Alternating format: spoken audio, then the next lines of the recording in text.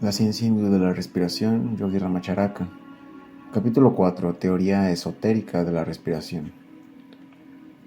La ciencia de la respiración tiene dos aspectos, uno esotérico o interno y otro exotérico o externo. Su aspecto fisiológico que hemos descrito someramente puede considerarse como la parte externa o esotérica del asunto, y el aspecto que vamos a considerar aquí como la esotérica o interna. Siempre en todas las latitudes, pero muy especialmente en los países orientales, algunos maestros enseñan a un número reducido de discípulos, por lo general en secreto, que existe en el aire una sustancia o principio del cual derivan toda actividad, vitalidad y vida. Difieren los nombres que se le da a esta sustancia y en otros aspectos que derivan de la suposición de su existencia, pero el principio fundamental es el mismo en todas las enseñanzas y filosofías ocultas. Durante siglos formó parte también de las enseñanzas de los yogis orientales. A ese principio lo designaremos en esta obra con el término prana, palabra sánscrita que significa energía, absoluto y también energía absoluta. Muchas autoridades entre los ocultistas enseñan que el denominado prana por los yogis es el principio universal de energía o fuerza, y que toda energía o fuerza deriva del prana, o más bien que es una modalidad particular de su manifestación. En este libro nos limitaremos a considerar a prana como el principio de energía manifestado en todas las formas vivientes, que las distingue de las inanimadas. Podemos considerarlo como el principio activo de la vida. Se encuentran en todas las formas, desde la ameba hasta el hombre, y desde la más rudimentaria vida vegetal hasta la superior de la vida animal. Prana lo compenetra todo y está en todo, porque está presente en todas las formas animadas, y como la filosofía oculta enseña que la vida está en todo, en cada átomo, podemos inferir en sus enseñanzas que prana está en todas partes y en todas las cosas, y que la aparente falta de vida en algunas de ellas es solamente un grado menor de manifestación de la sintomatología de lo vivo. No debe confundirse con el ego, partícula del espíritu divino, que constituye el carrozo del individuo, en torno al cual se aglomeran materia y energía conformando un individuo, una manifestación particular de lo vivo. Cuando el principio de individuación abandona un cuerpo, los átomos resultantes, aún disgregándose, llevan consigo el suficiente prana para mantener su vitalidad y para ser capaces de formar nuevas combinaciones de materia. El prana no empleado vuelve a su lugar de procedencia. Prana es entonces el nombre con que designamos un principio universal, esencia de todo movimiento, fuerza o energía. En cierta manera produce la forma de actividad que acompaña la vida. Este gran principio existe en todas las formas de materia, pero no debe ser confundido con la materia. Está en el aire, pero no es el aire, ni tampoco los cuerpos químicos mezclados en la atmósfera lo constituyen. Los animales y vegetales lo respiran con el aire, lo inhalan el organismo juntamente con el oxígeno, pero no es el oxígeno. Moisés, escritor hebreo, autor del Génesis, conocía la diferencia que existe entre el aire atmosférico y el principio misterioso potente contenido en él. Habla de Neshemet, Ruach, Chayim, que traducido significa la respiración del espíritu de vida. En hebreo, Neshemet significa la respiración ordinaria, aire, y Chayim, vida. La palabra Ruach quiere decir espíritu, y según los ocultistas es el mismo principio al que en este libro denominamos prana. Prana está en el aire atmosférico, pero también donde el aire no puede llegar. Estamos constantemente inhalando el aire y con él el prana del aire, del que nos apropiamos para nuestro uso. Encontrándose el prana en el aire y en regular cantidad cuando éste es puro, lo extraemos de esa fuente más fácilmente que de cualquier otra. En la respiración ordinaria absorbemos y extraemos una cantidad normal de prana, pero con las técnicas de respiración regulada llamada generalmente respiración yogi, nos ponemos en condiciones de extraer mayor cantidad que podremos utilizar muy convenientemente.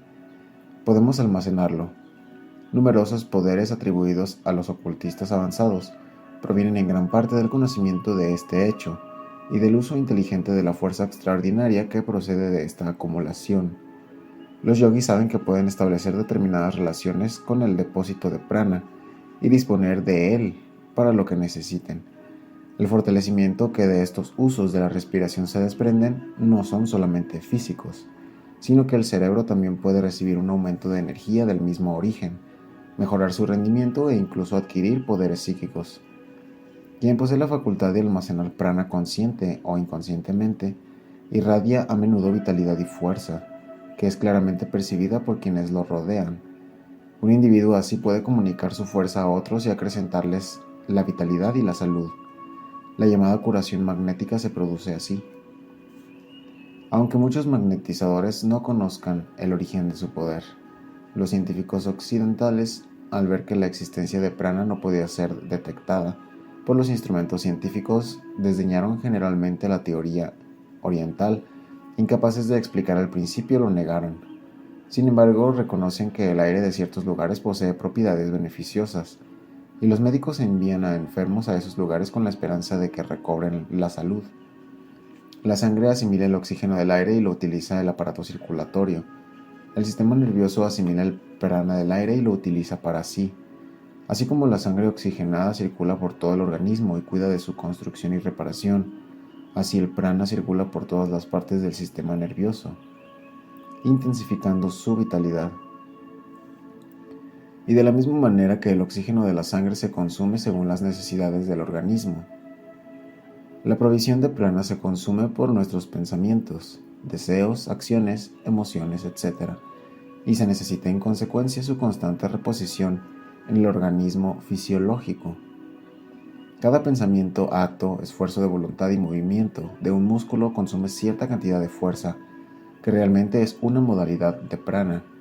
Para mover un músculo, el cerebro envía un impulso a los nervios y el músculo se mueve, ocasionando un consumo de prana proporcionado al esfuerzo realizado.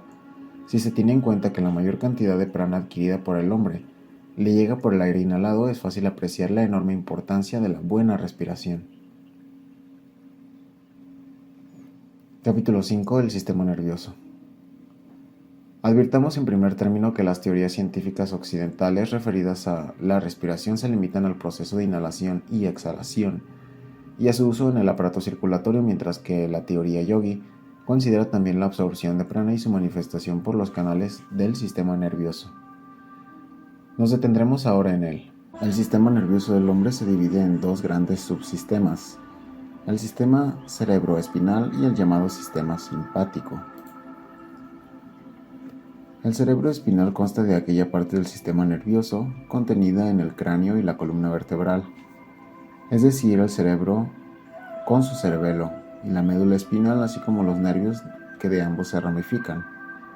Este sistema preside las funciones de la vida animal llamadas volitivas, sensoriales, etc. El sistema simpático incluye aquella parte del sistema nervioso localizada principalmente en las cavidades torácica, abdominal y pélvica, que se distribuye por los órganos internos, rige los procesos involuntarios tales como el crecimiento o la nutrición. Del sistema cerebroespinal dependen los sentidos: la vista, el oído, el gusto, el olfato y el tacto, y ese instrumento relacional con el mundo exterior. Este sistema puede compararse a una instalación telegráfica, donde el cerebro es la oficina central y la médula espinal los nervios son los cables y alambres que están en íntima conexión con aquella. El encéfalo es una masa de tejido nervioso que consta de tres partes: el cerebro, que ocupa la parte anterior, media y posterior del cráneo; el cerebelo, que ocupa la parte inferior y posterior del cráneo; y la médula oblongada, que es el comienzo ensanchado de la médula espinal y está situada en la nuca frente al cerebelo.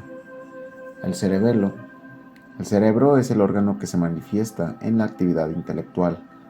El cerebelo dirige los movimientos de los músculos voluntarios. La médula oblongada es el extremo superior de la médula espinal y de esta y del cerebro salen los nervios cráneos que se extienden a varias partes de la cabeza y a los órganos de los sentidos, al aparato respiratorio y a los órganos del tórax y el abdomen. La médula espinal ocupa el canal interno de la columna vertebral y es una larga masa de sustancia nerviosa que se ramifica en nervios que se dirigen a todas las partes del cuerpo. La médula espinal es como un largo cable telegráfico y los nervios los alambres relacionados con el cable principal. El sistema nervioso simpático consta de una doble cadena de ganglios paralelos a la columna vertebral y de otros ganglios situados en la cabeza. Ambos contienen células nerviosas y están en relación con otros por medio de filamentos nerviosos, y con el sistema cerebroespinal por los nervios motores y sensitivos. De estos ganglios salen numerosas fibras que se dirigen a los órganos del cuerpo, vasos sanguíneos, etc. En diferentes puntos los nervios se encuentran entre sí y forman lo que se conoce con el nombre de plexo. El sistema simpático rige los procesos involuntarios tales como la circulación, la respiración o la digestión. La ciencia occidental denomina fuerza nerviosa a la fuerza que el cerebro transmite a todas las partes del cuerpo por medio de los nervios. Los orientales creen que es una manifestación de prana con características similares a las de la energía eléctrica. Sin esta fuerza nerviosa el corazón no podría latir, ni la sangre circular, ni los pulmones respirar, ni los diversos órganos funcionar. En definitiva, sin ella se paraliza la máquina del cuerpo, y aún más el cerebro no puede pensar sin el prana. Además, las enseñanzas yogis van más allá de la ciencia occidental en una importante particularidad del sistema nervioso, el plexo solar. El plexo solar está situado en la región epigástrica, detrás de la boca del estómago y cada lado de la columna vertebral. Se compone de materia cerebral blanca y gris, similar a la del encéfalo del hombre. Para la ciencia occidental es simplemente una de tantas aglomeraciones de nervios, simpáticos y ganglios que se encuentran en diferentes partes del cuerpo.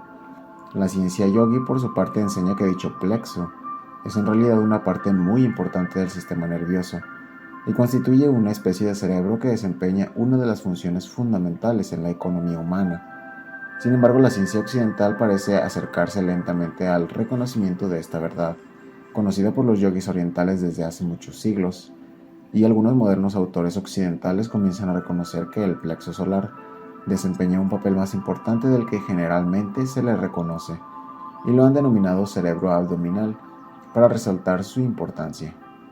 Para la ciencia yogi, el plexo solar es el depósito central de prana.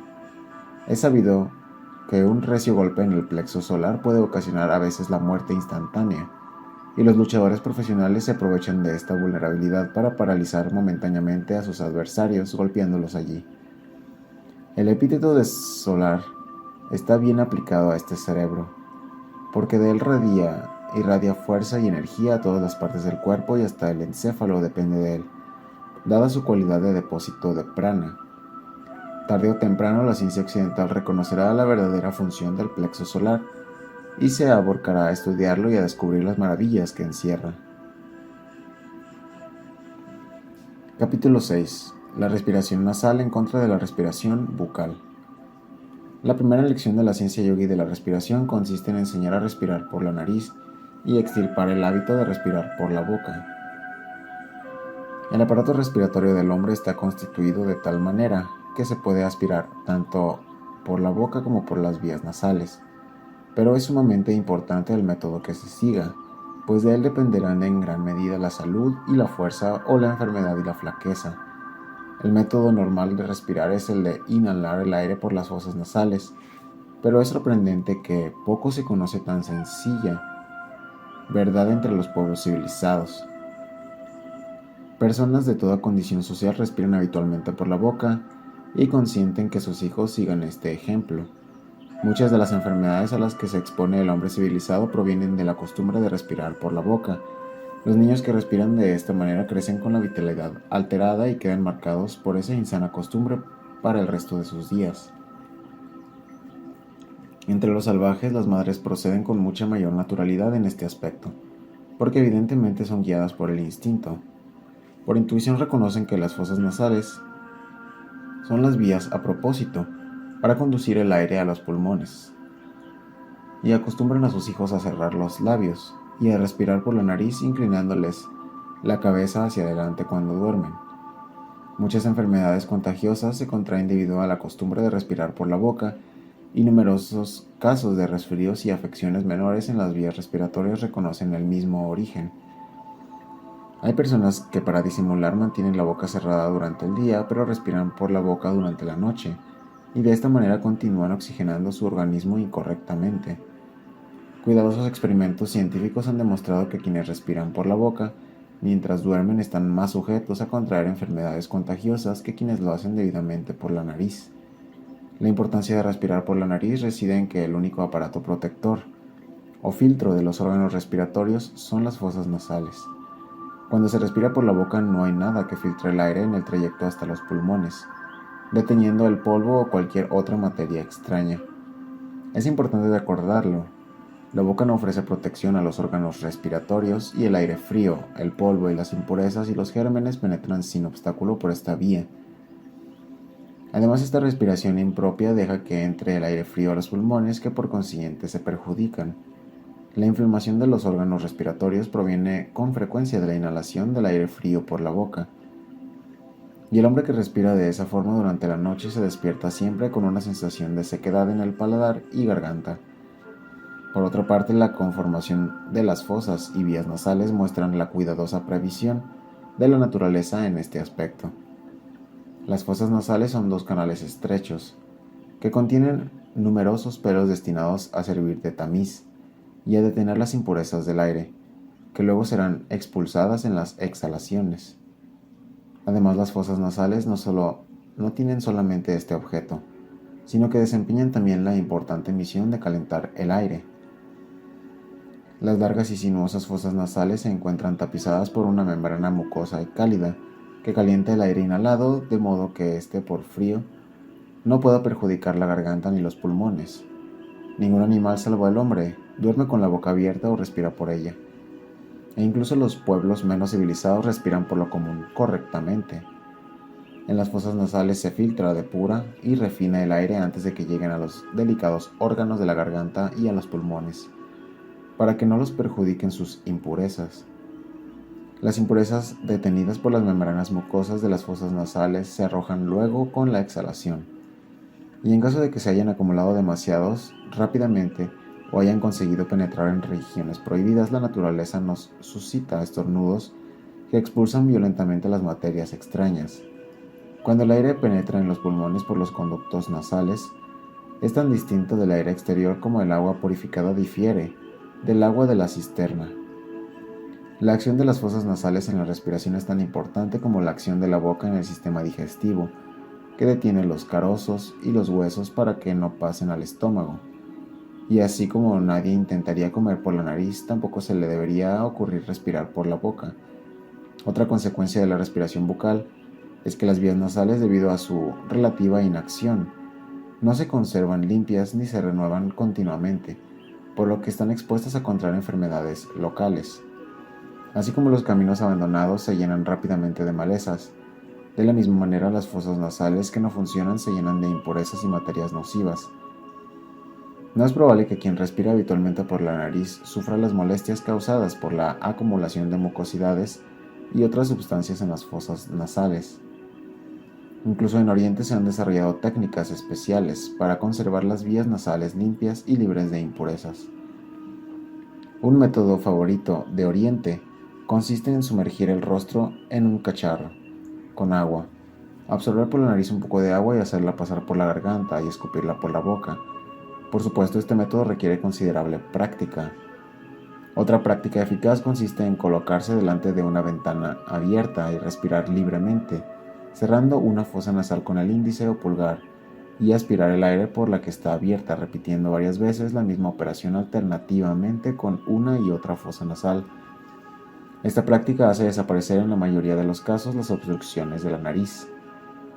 La cuestión de respiración nasal es de gran importancia, no solo por la gran importancia que tiene en su relación con la salud, sino también porque es requisito previo de los ejercicios de respiración que luego expondremos, y constituye además uno de los principios fundamentales de la ciencia de la respiración yogi. Nadie que quiera iniciarse en los misterios de la ciencia de la respiración puede descuidar este aspecto de la respiración nasal.